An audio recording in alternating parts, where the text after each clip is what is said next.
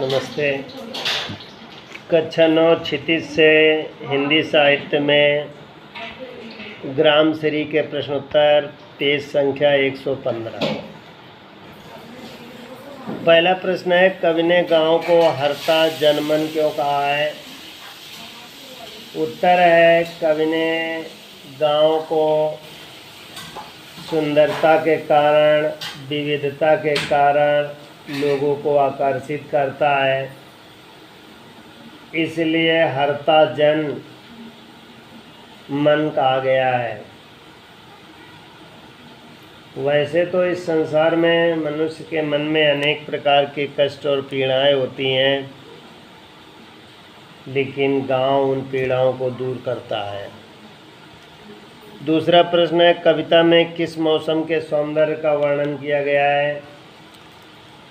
उत्तर है, कविता में वसंत के सौंदर्य का वर्णन किया गया है। वसंत को ऋतुराज कहा जाता है, द किंग ऑफ सीजन। और इसमें चारों तरफ सुंदरता ही सुंदरता दिखती है, और दुखी व्यक्ति, बीमार व्यक्ति इस प्राकृतिक दृश्य को देखेगा तो उसका मन का मोर नाचने लगेगा।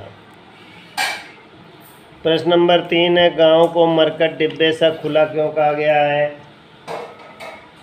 उत्तर इस प्रकार है, गांव को मरकट डिब्बे सा खुला इसलिए कहा गया है, हीरे और जवाहरात जो पन्ने हैं अथवा कीमती रत्न को मरकत कहा जाता है।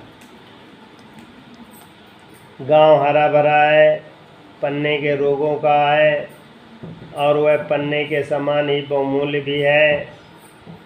डिब्बे में बहुत सी अन्य वस्तुएं होती हैं, गांव रूपी पन्ने की डिब्बी में भी अनेक वस्तुएं सजी हैं।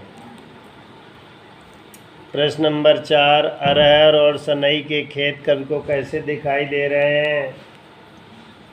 प्रश्न नंबर 4 का उत्तर है, अरहर और सनई के तने सुनहरे रंग के होते हैं, इसलिए कवि को वो सोने की किंकड़ियाँ अर्थात घुंघरू पर लगे हुए, कंदनी पर लगे हुए घुंघरू जैसे दिखाई दे रहे हैं। प्रश्न नंबर 5, भाव स्पष्ट करना है,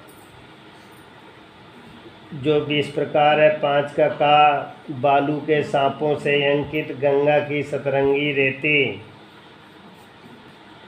सुमित्रानंदन पंत ने अर्थात कवि का यह आशय है, गंगा की रेती सूर्य की सतरंगी आभा से युक्त होकर लहरों के साथ लहराते हुए सांपों जैसी प्रतीत हो रही है।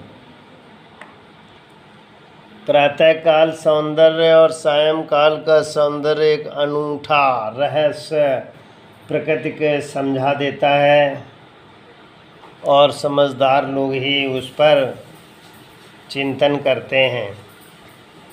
अब 5 का खा है, हंसमुख हरियाली हिम आतप सुख से अलसाए से सोए। 5 का खा को एक बार पुनः है, हंसमुख हरियाली हिम आतप सुख से अलसाए से सोए। एक पंक्ति 2 हैं, काव्य पंक्तियां हैं, इनका आशय इस प्रकार है। कवि सुमित्रानंदन पंत के द्वारा कहा गया है, बसंत ऋतु ऋतुओं का राजा कहलाता है। प्रसन्नचित हरियाली सर्दी की धूप में इस तरह के आलस्य से युक्त हो गई है कि जैसे वह सोती सी दिखाई देती है। प्रश्न नंबर 6, निम्नलिखित पंक्तियों में कौन सा अलंकार है? तिनकों के हरे हरे तन पर हेल हरित रुधिर है रहा झलक। एक बार पुनः सुन लीजिए। इन पंक्तियों में प्रयुक्त अलंकार बताना है। तिनकों के हरे हरे तन पर हेल हरित रुधिर है रहा झलक। इनमें से हरे हरे हेल हरित में अनुप्रास अलंकार है। हरे हरे में वीप्सा अलंकार है। हरित रुधिर में विरोधाभास अलंकार है। इस तरीके से विद्यार्थी लिखेंगे भी, याद भी कर